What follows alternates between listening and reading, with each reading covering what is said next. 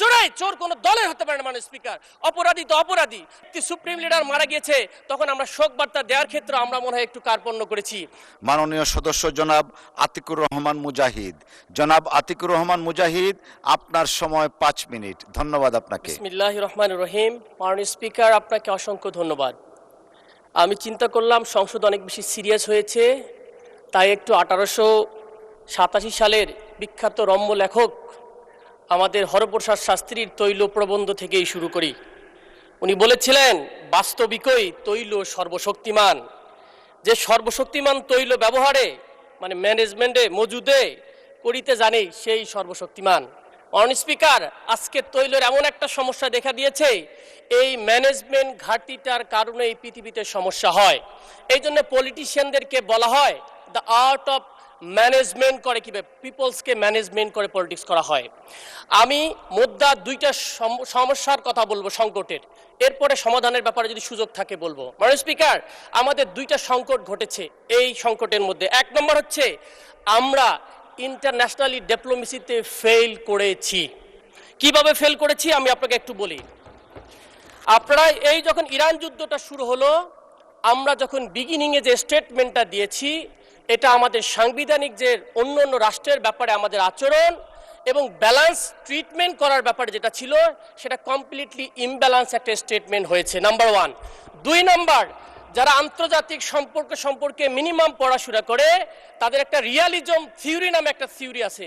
এটা মানে হচ্ছে একটা ন্যাশন স্টেট সিস্টেমের প্রথম কাজ হলো আমাদের রাষ্ট্রের স্বার্থটাকে প্রথম দেখতে হবে, যেখানে আমাদের ইন্টারেস্টটা সার্ভ হবে।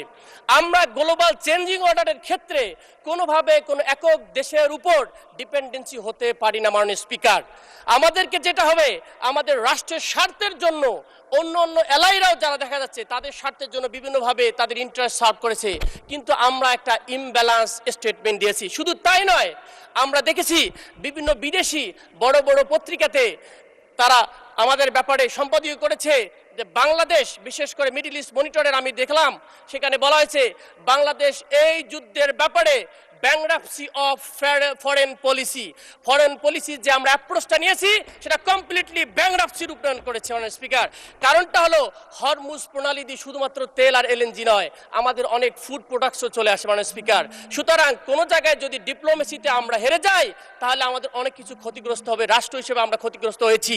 এবং আমরা সর্বশেষ ইরানি অ্যাম্বাসেডরের বক্তব্য থেকে স্পষ্ট বার্তা বুঝতে পারি, উনি বলেছেন আমরা ব্রাদারলি 6টা রাষ্ট্রের ব্যাপারে খুবই পজিটিভ ছিলাম, কিন্তু আমরা কষ্ট পেয়েছি।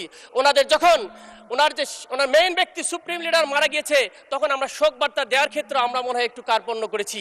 আমরা কারো শত্রুতা নই, আমরা কোনো দোষের ব্যাপারে নই, আমরা কোনো পক্ষ বিপক্ষে নই। আমি এই ব্লক সেই ব্লকের কথা বলতেছি না মাননীয় স্পিকার, আমি বাংলাদেশ ব্লকের বাংলাদেশের ইন্টারেস্টের কথা বলছি মাননীয় স্পিকার। সুতরাং ডিপ্লোমেসিতে আমরা একটা লস করেছি, এটা একটা ম্যানেজমেন্টের ঘাটতি, ইন্টারনাল ঘাটতিতে। যদি মাননীয় স্পিকার আমরা একটা জিনিস বলি, আমাদের সবচেয়ে বড় সংকটটা হয়েছে তেলের ব্যাপারে। আমরা আমাদের সম্মানিত মন্ত্রী 300 ধারায় বক্তব্য দিয়েছিলেন, উনি আশ্বস্ত করতে পারেন নাই। কারণটা কি? এখানে একটা আমাদের ডাটার বা তথ্য সংকটের কারণে সঠিক তথ্যের অভাবে মানুষের বিশ্বস্ততা হারায়। বিরোধী দল যেমন আস্থা পায়নি, জনগণ দেখছে বিশাল বিশাল লাইন আস্থা পায়নি। তখন প্যানিক বাইং এর যে আপনার থিওরিটা বলেন, প্যানিক বাইং থিওরি 1 মাসের বেশি কাজ করে না মাননীয় স্পিকার, আজকে প্রায় 2 মাস হয়ে যাচ্ছে। সুতরাং প্যানিক বাইং থিওরি না, থিওরি এক্সাক্ট তথ্যটা ছিল না। এই তথ্য সংকটের কারণে আমাদের তেল কত মজুদ আছে আজকেও শুনলাম 2 মাস মজুদ আছে, কিন্তু বাস্তবতার সাথে যখন মেলে না তখন মানুষের মধ্যে হতাশা তৈরি হয়, আস্থাহীনতার সংকট ঘটে।